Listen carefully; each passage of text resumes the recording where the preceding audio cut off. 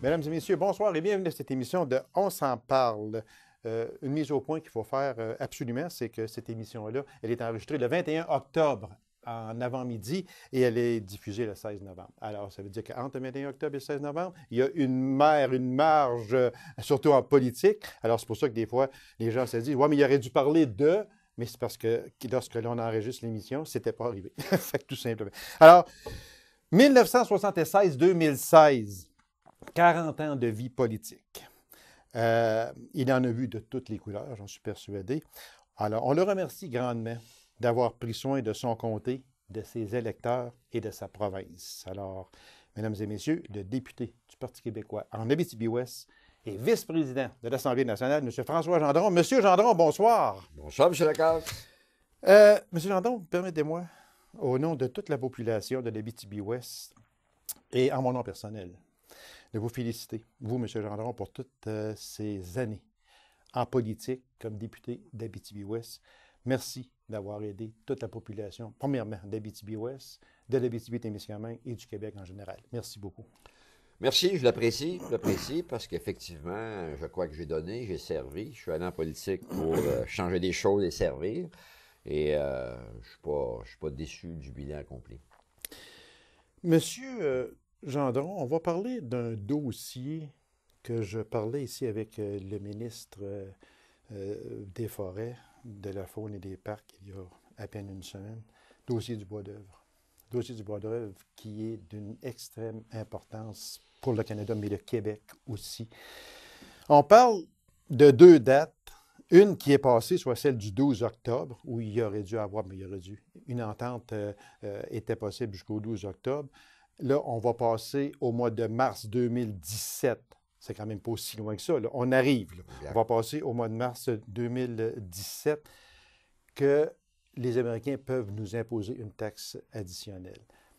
Moi, si je vous demandais où est rendu ce dossier-là, puis qu'est-ce que ça représente, on va parler de chez nous, ici, en Abitibi-Ouest et en Abitibi-Témiscamingue. Ben, vous faites bien d'en parler. C'est qu'à un moment donné, ça n'a pas de bon sens là, de toujours additionner ce qu'on appelle des coûts qui réduit la marge bénéficiaire de fonctionnement, que ce soit à l'usinage, que ce soit dans la transformation, que ce soit dans le papier journal.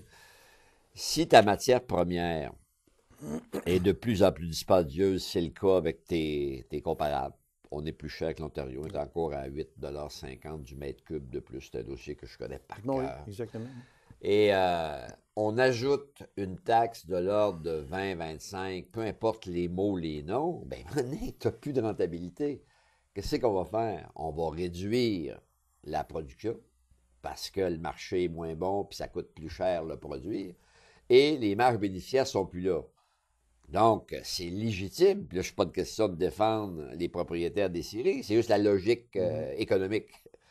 Quand tu as un bien à vendre et qu'il est beaucoup plus cher sur le marché pour toi que tes compétiteurs, par définition, tu te fais tasser. Ça, c'est pas la tête, ça, c'est pas compliqué. Mais dans ce dossier-là, là, c'est encore... Puis je t'oublie, c'est pas une question de chialant, j'en reviens pas. Les gens nous demandent, êtes-vous content que M. Chrétien soit nommé négociateur? Ben oui. Mais pourquoi qu'on ne l'a pas fait il y a 6 mois? Voilà.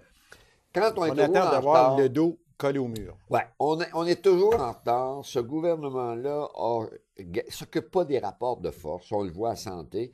Barrette défend plus le dossier que son premier ministre.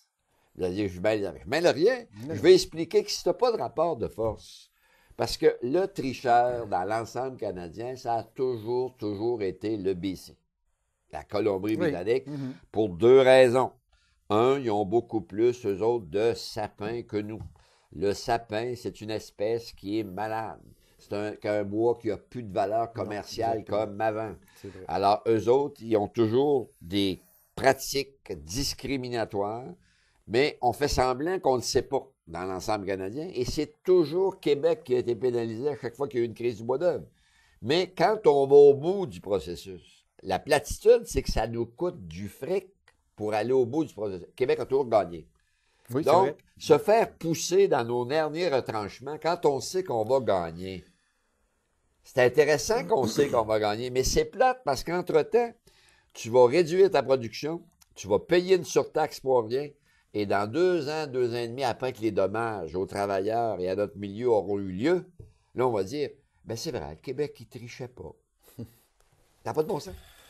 Il y a André Tremblay, qui est le président, Oui. le directeur général Je du connais Conseil de l'industrie forestière du Québec. Lui, il est extrêmement pessimiste dans ce dossier-là. Il a raison. Il dit que sur une valeur de 1 à 5, 5 étant le maximum, 1 étant vraiment pessimiste, lui, il est à 1. Il a raison. Il a raison, les Américains, là, c'est des Américains, d'abord. C'est pas des Américains, c'est des Américains. Il n'y a pas plus protectionniste que les Américains. Puis eux autres, ils ont toujours pensé, parce qu'ils ne sont pas fiers de la qualité du bois d'œuvre québécois. On était les premiers au Québec. On a le droit d'être les premiers. C'est un homme objectif d'être les premiers. Dans la classification objective puis honnête. Quand nous autres, on est estampé sur un 2x4, numéro 1 pour fin de construction, c'est un vrai numéro 1. C'est un vrai, exactement. Donc, les utilisateurs et les acheteurs de bois de structure, de bois de construction, peu importe le type de construction, ils ont toujours eu la fierté, les acheteurs, de dire, vous produisez du bois d'œuvre de qualité. Parce qu'on n'a jamais voulu tricher sur l'estampillonnage. Un numéro 3, c'est un numéro 3. Un numéro 4, c'est un numéro 4.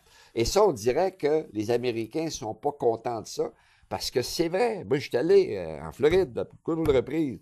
On va, dans des usines de matériaux de construction. Il y a beaucoup de bois du Québec.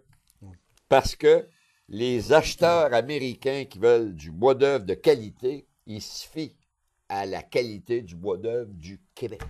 Donc, M. Gendron, c'est sûr que si on s'en va au mois de mars 2017, les Américains nous surtaxent d'un autre 25 comment les scieries vont faire? Parce que déjà, les scieries font très peu de profit, très peu, et en se faisant additionner une taxe de 25 à ce moment-là, il n'y a à peu près aucune scierie qui va pouvoir fonctionner. Non, pas du tout. C'est les travailleurs, c'est les camionneurs, c'est tout le circuit. C'est tout le circuit, en forêt, partout. Là. Et le pire, c'est vos taxes, parce que ça va être légitime qu'ils demandent de l'aide des 2 paliers de gouvernement.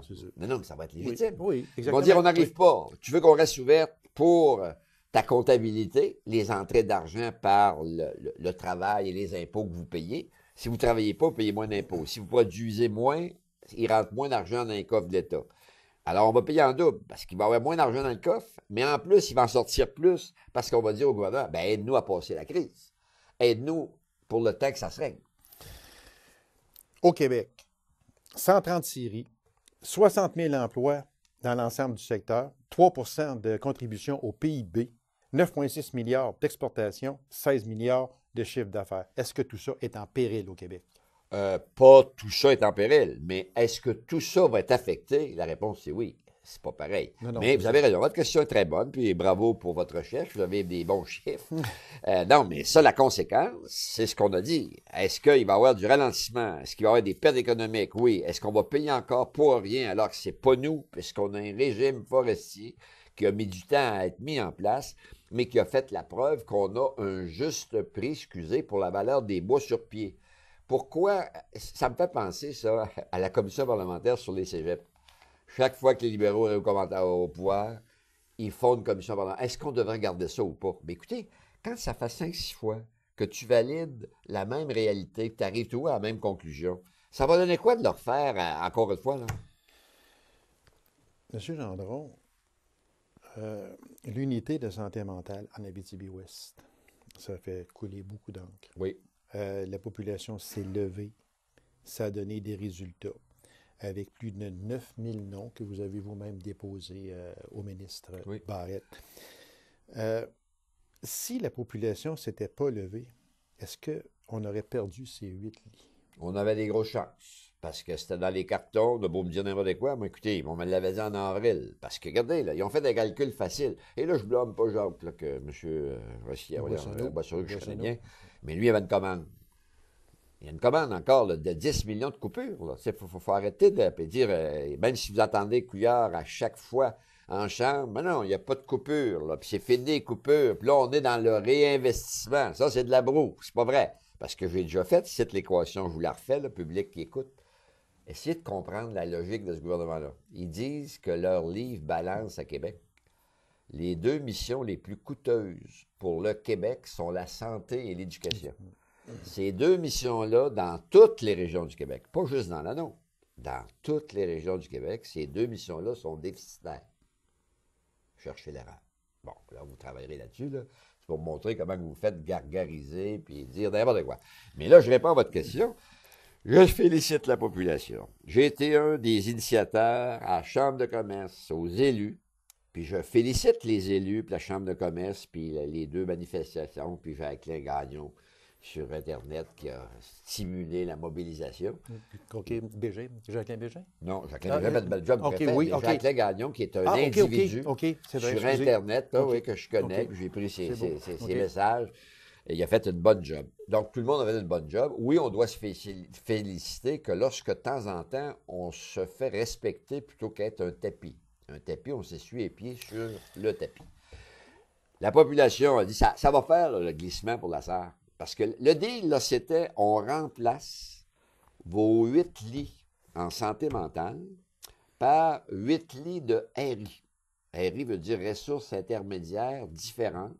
Et moi, j'avais l'engagement qu'on aurait la confirmation par le cher ministre de la Santé et le président du Conseil du Trésor qu'on avait l'OK, le fric. Alors, ce n'est pas le cas.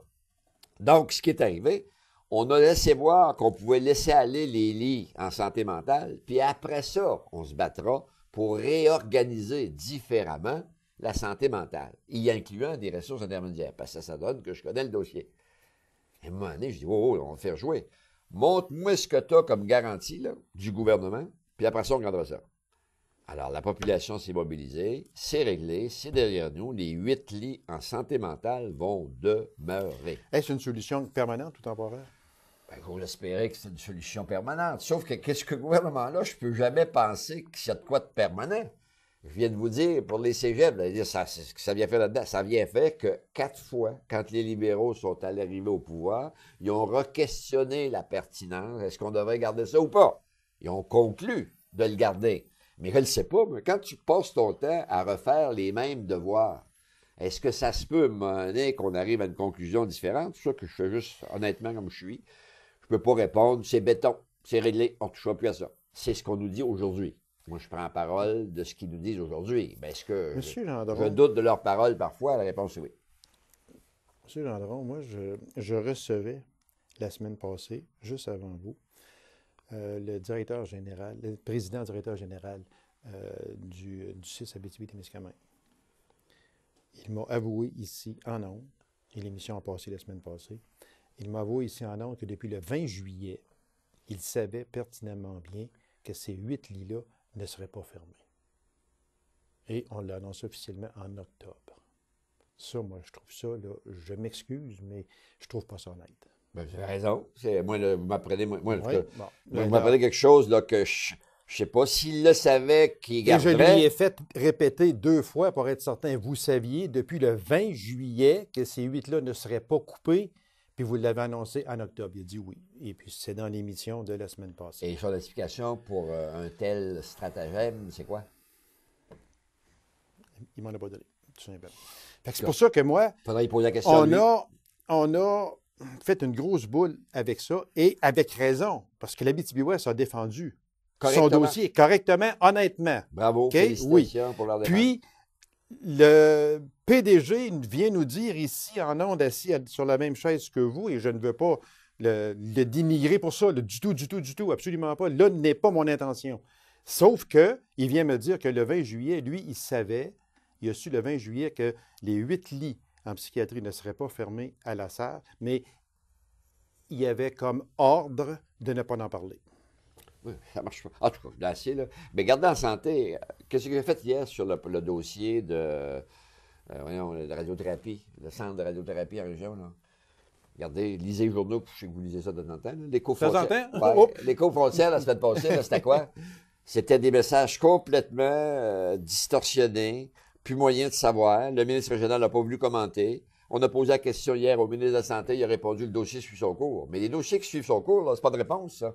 Parce que moi, on m'a dit ça pour la prison d'Amos 4 fois. 4 ministres différents sont venus annoncer la prison d'Amos. Mais c'était toujours une annonce pour ce qu'on appelle de la petite politique. Nous, on était peu longtemps au pouvoir, puis là, ça n'a pas été une annonce, ça a été un chantier. Moi, ce que je veux de temps en temps, c'est qu'il y ait des chantiers. Quand le dossier... Comme il y en a un à Amos. Là. Ah, il est fini, là, il est fini. Et c'est de valeur que notre bon ami, monsieur le maire Chérubin, ne soit plus de ce monde. J'aurais aimé ça qu'Ulrich le constate, mais voilà. d'en haut, il paraît qu'on voit plus. Il va sûrement Il y a, voir ça. il y a une vue meilleure. Il y a une vue plus large. Il va avoir un excellent dossier. Et il a raison d'être fier parce qu'on s'est battu conjointement Oui, là-dessus. je sais. Puis, Mais à un moment donné, revenons à ce qu'on Oui. dit, là, ça va faire... Parce que M. Couillard avait dit dans son discours inaugural suite à l'élection, la dernière fois, « Je serai le gouvernement le plus transparent que vous avez jamais eu. » Il y a un bout pour dire toutes sortes de choses et jamais le pratiquer. La transparence, c'est la franchise, c'est l'honnêteté sur des dossiers où c'est des fonds publics qui sont en cause. Alors, nous, tout ce qu'on a demandé à la période de questions hier, y a-t-il moyen que vous vous ajustez? Parce que Bolduc l'a annoncé, nous, on l'a annoncé, puis M. Barrette, ça fait 2 fois qu'il l'annonce. Ça fait 4 annonces, ça. Moi, je veux plus d'annonces pour le centre de radiothérapie. Je vais avoir une réalisation. Êtes-vous au courant du dossier de 13 lits en psychogériatrie à Macamic Oui, qui serait fermé? oui. Est-ce que la population va se lever aussi? Bien là c'est parce qu'encore là, par contre, on a 30 nouveaux lits. Là. Ça, c'est... Oui. Oui. Alors là, moi, d'ailleurs, puis toujours honnêtement, il dit, je veux te rencontrer pour t'expliquer tout le portrait de changement. Si c'est un portrait qui a comme conséquence d'ajouter des services à la population et d'avoir des services qui répondent mieux à la modernité et aux effectifs que nous avons pour les donner, moi, je suis ouvert à ça. Mais souvent, c'est pas ça qui se passe. Je viens de vous le dire, c'est coupure, coupure, coupure, puis affaiblissement, puis réduction, puis réduction. Le secteur Abitibi-Ouest a le droit d'être traité équitablement et le fonctionnement en Abitibi au niveau de la santé et services sociaux, que j'ai tout rappelé, le fonctionnement en étoile, il y a 5 territoires et les 5 territoires ont le droit d'avoir des services de qualité sur leur territoire. C'est ça qu'il faut que je défende et c'est ça que je vais défendre. Il m'a dit en sortant, tantôt, il était ici, donc c'est parce que là, il faut avertir les gens que M. Boissonneau était ici en studio le 21 octobre dernier et il a croisé M. Gendron qui arrivait pour cette entrevue. Et j'étais sur l'avion avec lui lundi, puis là, il veut me voir, on va se parler. Mais moi, on va me parler. Moi, me parler, j'ai pas de trouble. Mais je veux pas juste se parler. Je veux que l'action... Des réalisations. Et je crois que M. Jacques, je le connais comme il faut, là. Je crois qu'honnêtement et sincèrement, lui, c'est un défenseur de notre réalité puis de notre fonctionnement. C'est ce qu'il m'a dit. Sauf qu'il n'y a pas les marges de manœuvre, voilà. Puis il faudrait que ça arrête. Et là, c'est pour ça que je reviens en haut au gouvernement. Ça suffit là, de devenir fou avec les colonnes comptables puis dire, il y aurait un déficit, par exemple, de 100 millions sur un budget de 100 milliards. C'est une peanut qui n'a pas de conséquences. Une goutte d'eau dans l'océan. Alors, entre des services à la population, puis cette phobie d'un équilibre à tout crin parfaitement parfait, moi, j'aime mieux choisir le service au monde. M. Gendron, est-ce que tout ça, d'abord, peut mettre en paix? Parce que je n'ai pas suivi le dossier de l'agrandissement par intérieur du centre hospitalier à Macamic. On parle de rénovation depuis 2, 3, 4, 5 ans. Ça, c'est béton. C'est béton? Oui, c'est ça. Ça, c'est autorisé. Oui, parce que je sais que vous m'avez dit, vous étiez au pouvoir, je crois, à ce moment-là, sur la fin de, votre règne, comme on dit, qu'il y avait un CT là-dessus. Quand on dit un CT, c'est un numéro du Conseil du Trésor. Exactement. Fait que ça, l'argent est pris, elle est mise là, puis c'est pour ça. Elle est retenue pour ça. Elle est retenue et on ne touche pas à ça quand un numéro est sorti et le numéro est sorti. Ça veut dire que ça n'influencera pas du tout ces rénovations-là. Le PFT, plan fonctionnel et technique, il appelle ça de même, mais ça, on est dans le jargonnage du système. Mais peu importe le jargonnage, moi, ce que je veux, parce qu'il disait, il y a une espèce d'instance qui vient voir qu'est-ce qui se passe, puis là, quand tu n'es plus conforme, puis les lits sont mal adaptés, puis tu n'offres pas ce que j'appelle la norme d'aujourd'hui, bien, il faut que tu t'adaptes, il faut que tu corriges tes lits. Et c'est sûr que dans ce bâtisse-là, le fonctionnement d'aujourd'hui par rapport et la clientèle qui est dedans aujourd'hui par rapport à nos tuberculeux jadis naguère, c'est sûr. Ben oui, c'est alors, sûr. faut leur taper puis leur faire. Donc ça a l'air pas affecté. Mais moi, je veux qu'on jase sur ce qui me parle là, d'une réduction, l'abolition de lits, et transforme comment? Parce que j'ai plus de vieillissement, j'ai plus de poquets, pas au sens des, malheureux des personnes, là, mais c'est la réalité. Tout le monde vieillit et le vieillissement crée des besoins additionnels, que ce soit des cas d'Alzheimer ou ailleurs. Et on ne peut pas toujours envisager, même si je suis pour ça, moi, les garder le plus longtemps possible à la maison. Oui, mais il y a quand même une limite. Voilà, Il y a vous quand avez même une raison. limite. C'est ça. Donc, pour terminer, ce dossier-là, le Conseil du Trésor, l'argent est là et ça va se faire. Oui. Vous n'avez aucune idée, par exemple, quand où en sont rendus Aucune, c'est pas vrai. les Parce démarches. que ce Les démarches sont cheminement-là, rendues où? c'est ça, c'est parce que ce cheminement-là, d'un dossier, le plan fonctionnel et technique, Oui. il y a une série d'autorisations, surtout avec ce qui s'est passé, la collusion, la corruption dans l'attribution des contrats, là. C'est plus lent qu'avant, c'est plus compliqué qu'avant pour s'assurer que les sous vont aller à la bonne place, là. Puis là, moi, j'ai pas refait le point parce qu'il m'a dit, je te questionne là-dessus, je vais arriver avec les faits. Je les ai Oui. pas, là.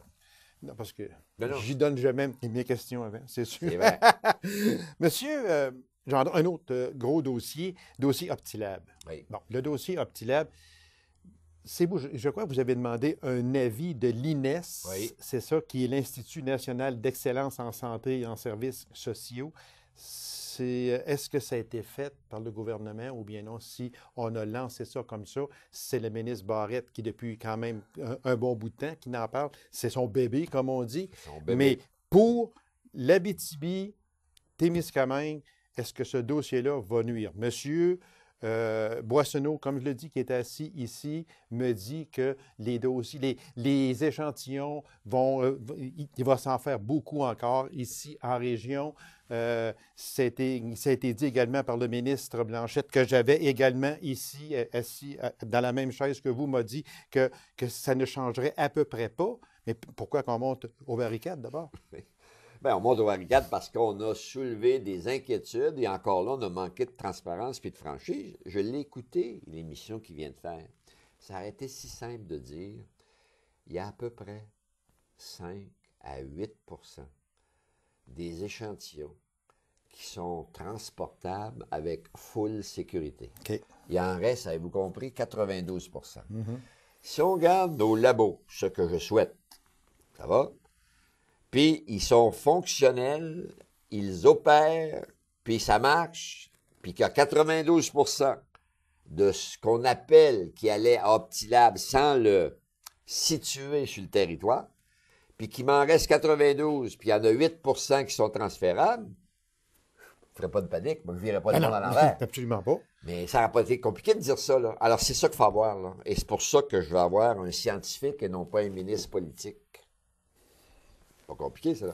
Et si le scientifique me dit ce que je viens de vous dire, ben on peut bien causer, là, mais on ne cause pas rien.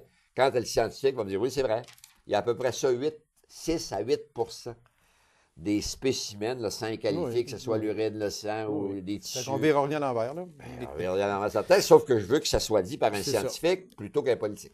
Parce que normalement, là, ça aurait été au commissaire à la santé et au bien-être à prendre une décision là-dessus, mais M. Barrette l'a simplement aboli. Ben oui, M. Barrette, non seulement il est ministre de la Santé, il est ministre du ministère, c'est le tout-puissant, il mène tout, contrôle tout, et il est le seul qui sait comment ça marche selon lui. Moi, j'aimerais bien avoir des avis de temps en temps un peu plus diversifiés. Monsieur Gendron, on a 24 minutes de passé déjà, puis je n'ai même pas parlé du nouveau chef du Parti québécois. Moi, j'aimerais savoir, je sais que vous avez donné votre entier appui au début à M. Cloutier, Alexandre Cloutier. Même j'ai dit, moi, ici, avec mon analyste politique, M. Lemay, j'ai dit pourquoi que le Parti québécois fait une course à la chefferie. Alexandre est là, il n'y aura à peu près pas de grosse opposition, puis ça va être de l'énergie dépensée pour rien, des sous dépensés pour rien. Aussi bien élire M. Cloutier tout de suite, puis on part à zéro, puis on s'en va. Qu'est-ce qui s'est passé dans le dernier mois? Parce que vous étiez près de M. Cloutier, qui menait tout le temps, tout d'un coup, M. Lisée s'est mis à prendre les devants, juste dans le dernier mois ou à peu près. Même pas. Puis même pas, ouais, on peut dire 2 semaines et demie à peu près. Qu'est-ce qui s'est passé? Simplement, rien d'autre que M. Lisée a fait une très bonne campagne.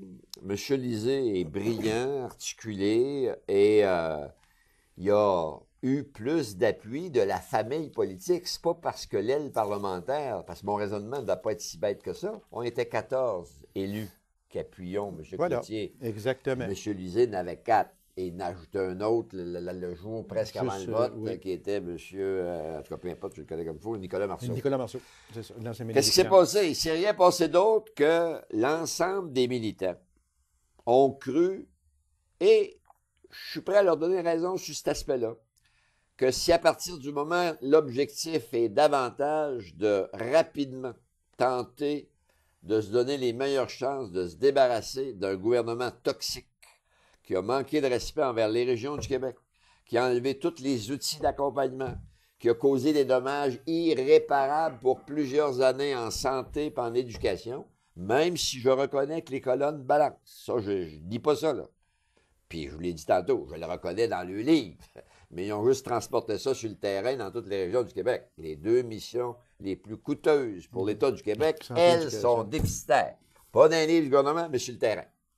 Alors, tout ce que je dis, c'est que ma famille politique, avec un très haut pourcentage de participation, a choisi Jean-François Lisée, qui avait mis l'accent, on se débarrasse le plus rapidement possible d'un gouvernement toxique, et ça a eu l'air à plaire aux militants, ils ont le droit. Et c'est les militants de ma famille politique qui ont choisi Jean-François Lisée parce que c'est un vote universel. Et moi, je ne peux pas renier ça. Monsieur voilà, je vais pas Cloutier s'est rallié, Mme Ouellette s'est ralliée, elle s'est ralliée. Elle s'est ralliée parce qu'elle a la fonction qu'elle voulait. Oui, exactement. Parce que M. Lisée est après placé un petit peu, là, toi, tu m'avais demandé ça, oui, je te le donne, pour signer la paix. Oui. Je pense que c'est un peu ça. Dans la population, en général, est-ce que ça va quand même faire l'unité? Ben moi, je vais être honnête avec vous comme d'habitude. Il y a toujours une différence entre un parti politique dans la population.